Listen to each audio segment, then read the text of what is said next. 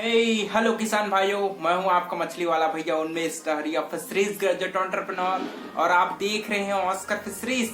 किसान भाइयों, आशा करता हूं कि बरसात के सीजन में आप अपने मछली पालन को एक नए सिरे से तैयार कर रहे होंगे और आप अपने तालाब में अच्छे से अपने मछलियों को डालने के लिए उसको रेडी कर रहे होंगे।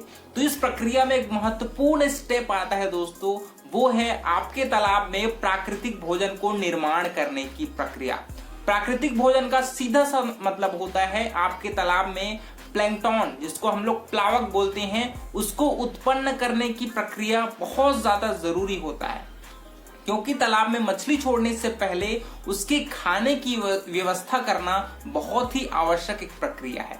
तो इस प्रक्रिया को मैं आपको एक आसान और सीधे साधे शब्दों में आपको मैं समझाने वाला हूं, क्योंकि जितने अच्छे से आप अपने तालाब में प्राकृतिक भोजन को निर्माण करेंगे उतना ज्यादा दिन तक आपकी मछलियों को खाने की जो रिक्वायरमेंट है, जो सप्लीमेंट्री फीड अपन को मछली को खिलाते हैं, उसकी जरूरत है वो कम पड़ेगी।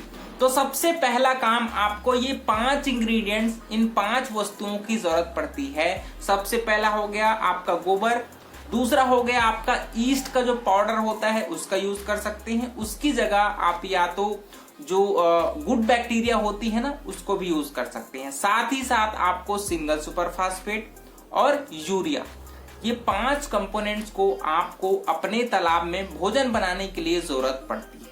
दूसरी बात, इसको तैयार करने की एक प्रक्रिया है। सबसे पहले आपको अपने जो भी तालाब होगा, नर्सरी तालाब होगा या फिर आपके ग्रोआउट पॉन्ड होगा, उसके बगल में आपको एक कंक्रीट का टैंक बनवाना है। कंक्रीट का टैंक में दोस्तों इन 5 इंग्रेडिएंट्स को आपको डालना पड़ेगा। सबसे पहले बात करें गोबर की, तो गोबर है, या तो आप काऊ डंग का प्रयोग कर सकते हो, गाय की जो गोबर आता है उसका प्रयोग कर सकते हो, या फिर उसकी जगह आप मुर्गी का जो खाद आता है उसका भी प्रयोग कर सकते हो।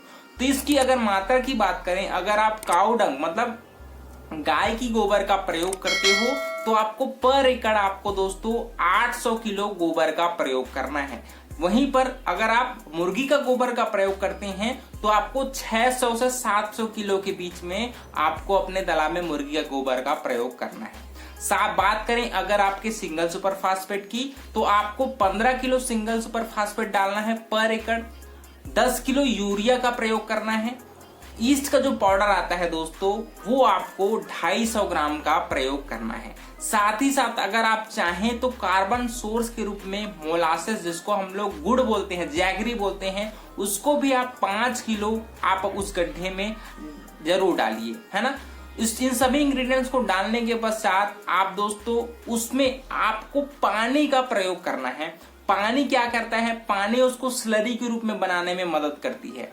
तो इन 5 इंग्रेडिएंट्स को आप उस गड्ढे में, उस कंक्रीट के टैंक में डालने के पश्चात उसमें आप पानी का प्रयोग करिए। पानी को डालने के बाद दोस्तों उसको आपको अच्छे से मिक्स करना है। और एक बात और, अगर आप चाहें तो उसमें 25 किलो उसमें सरसों की खली है उसका भी प्रयोग कर सकती हैं, ठीक है। तो इन सभी इंग्रेडिएंट्स को दोस्तों आपको अच्छे से पानी में मिक्स करके मिलाना है और कम से कम 72 घंटों तक दोस्तों उसको सड़ने के लिए आपको छोड़ देना है। अगर आपके पास एरिएशन की सुविधा होगी तो आप उसमें एरिएशन डाल सकते हैं, या फिर उसको दोस्तों आप ऊपर से पॉलीथीन की मदद से अच्छे से उसको कवर कर दीजिए और टाइट बांध दीजिए, ताकि हवा है वो उससे पास मत हो, है ना। इससे क्या होगा दोस्तों, आपका जो बैक्टीरिया उसमें हम लोगों ने डाला है ईस्ट, वो उस जो उसमें न्यूट्रिएंट्स होगा उसको सड़ाएगी अच्छे से। फिर 72 घंटों के पश्चात जब आपकी जो भी स्लरी है वो अच्छे से सड़ जाएगी, तब आप उसको दोस्तों अपने तालाब में अप्लाई करना है। दूसरी बात, आजकल मार्केट में बहुत सारे प्लैंकटन के पाउडर भी उपस्थित हैं, लेकिन इन पाउडरों को आपको मछली को तालाब में डालने से पहले प्रयोग नहीं करना है। बहुत सारे फार्मर है ये भूल करते हैं कि वो मछली डालने से पहले, जो इसको हम लोग प्रिपरेशन फेज बोलते हैं, वहां पर ही इस जो पाउडर वाला प्लैंकटन मिल रहा है मार्केट में उसका प्रयोग कर रहे हैं। यहाँ पर आपको मछली डालने के पश्चात, जिसको हम लोग फेज मैन्यूरिंग बोलते हैं, मतलब जब बीच बीच में आपको तालाब में फर्मेंटेशन करने की जरूरत पड़ती है, उस समय आपको इस केमिकल का यूज करना है। क्योंकि देखिए बीच में जब हम लोग गोबर का प्रयोग करते हैं फर्मेंटेशन के लिए मछली डालने के पश्चात, तो उसमें जो अमोनिया गैस है वो बनती है। वहीं पर अगर आप केमिकल का प्रयोग करते हैं तो अमोनिया गैस है वो बहुत कम मात्रा में बनती है, जो मछलियों के लिए कम हार्मफुल होता है। तो इस बात को आप जरूर ध्यान रखिए कि केमिकल है वो तालाब के प्रिपरेशन के समय आपको यूज नहीं करना है। आपको बीच में जब हम लोग फेज मैन्यूरिंग करते हैं, बीच में जो 15 दिनों में जब हम लोग मैन्यूरिंग करते हैं, वहां पर आप इस केमिकल का आपको प्रयोग करना है, ठीक है।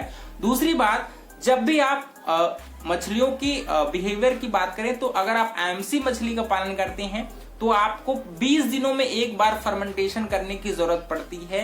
वहीं पर अगर आप कैट फिशेस का पालन करते हैं दोस्तों, तो आप महीने में एक बार फर्मेंटेशन है करेंगे, तब भी कोई प्रॉब्लम नहीं होती, क्योंकि एमसी मछलियां ज्यादा प्लैंकटन को अच्छे से कंज्यूम करती हैं, उसमें अच्छे से ग्रोथ कर पाती हैं।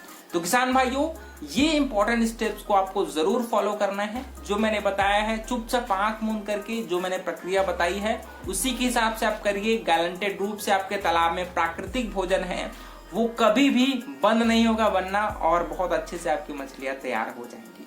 तो किसान भाइयों, अगर आपको वीडियो पसंद होगा तो वीडियो को लाइक जरूर करिए। ऑस्कर फिशरीज पर नए हैं तो चैनल को सब्सक्राइब करना बिल्कुल मत भूलिएगा। मिलते हैं अगले वीडियो में, तब तक के लिए बड़ों का सम्मान करिए, छोटों को प्यार करिए और खुद का ढेर सारा ख्याल रखिए। Thank you, thanks for watching.